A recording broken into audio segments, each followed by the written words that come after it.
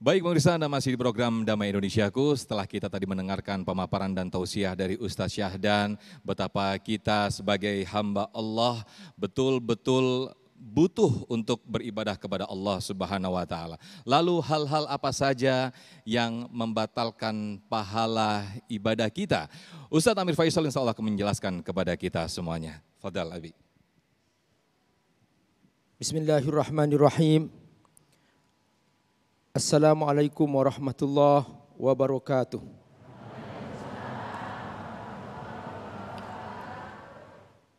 Alhamdulillah. Wassalatu wassalamu ala rasulillah. Wa ala alihi wa sahbihi wa mawala. Yang Allah muliakan guru kita semua, Ustadz Syahdan. Semoga Allah selalu memberkahi hidup Ustadz.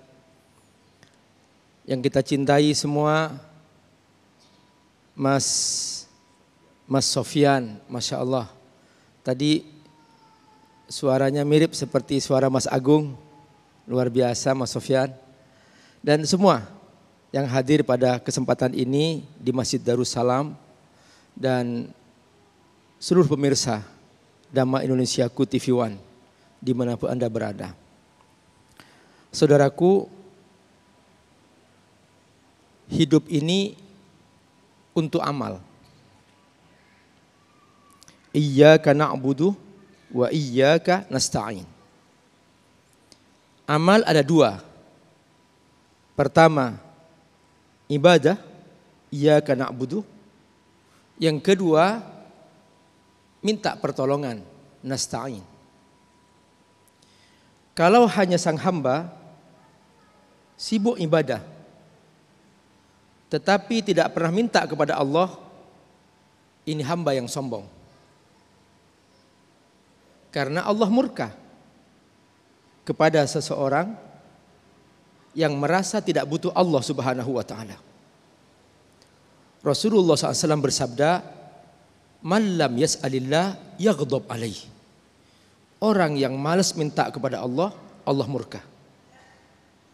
Hakikat tauhid intinya dua, menunjukkan aku hambamu ya Allah, iyyaka na'budu, dan menunjukkan aku butuh kepadamu ya Allah, wa iyyaka nasta'in.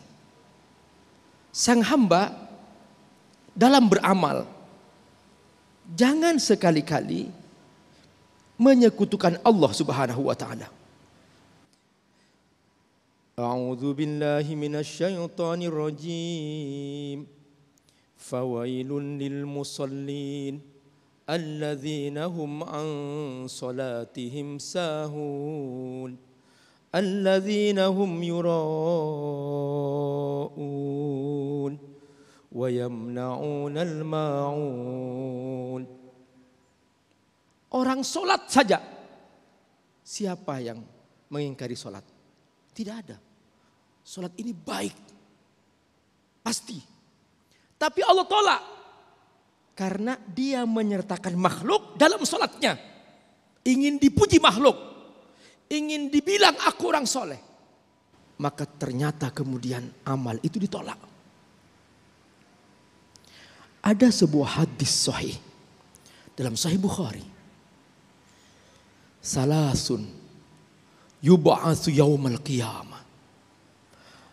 Ada 3 orang yang nanti di hari kiamat Allah bangkitkan pertama-tama. Yang pertama, rajulun ahlul Quran. Seorang yang hidup bersama Quran. Dia belajar membaca Quran sampai fasih. Bahkan dia kemudian menjadi seorang qari. Luar biasa. Suaranya indah sekali. Memang Allah beri kelebihan di situ. Di hari kiamat nanti, kata Nabi, orang ini akan dipanggil oleh Allah. Langsung yang pertama Allah tanyakan, madza fa'alta bil Quran? Apa yang telah engkau perbuat dengan Al-Quran? Dia berkata, ya Rabb, Ta'allamtul Qur'an wa 'allamtuhu min ajlika ya Allah. Aku telah belajar membaca Quran dan aku telah mengajarkan Quran karenamu ya Allah, untukmu ya Allah. Allah langsung menjawab, kadzabta, bohong kamu. Fa'alta dzalika liyuqal annaka qari. Kamu lakukan itu, kamu ingin dibilang seorang qari. Ingin dibilang orang soleh ahlu Quran. Ingin disebut-sebut namamu sebagai hafiz. Wa qad qila, kata Allah. Dan semua orang sudah tahu kamu hafiz. Semua orang telah menyebut-nyebut namamu. Kamu seorang qari internasional. Orang telah memuji kamu. Itu kan yang kamu inginkan? Tidak ada amalmu yang sampai kepada aku, kata Allah. Alqifin nar, lempar ke neraka. Seperti ini saudaraku rahimakumullah. Orang yang terjebak kepada hal-hal yang nampak saja. Yang kedua kata Nabi, rajulun atahullahu malan fa anfaqahu fi sabilillah. Seorang yang diberi harta oleh Allah, dia infakkan siang malam, diberikan kepada pesantren, membantu anak yatim, membantu fakir miskin, menolong korban bencana. Masya Allah.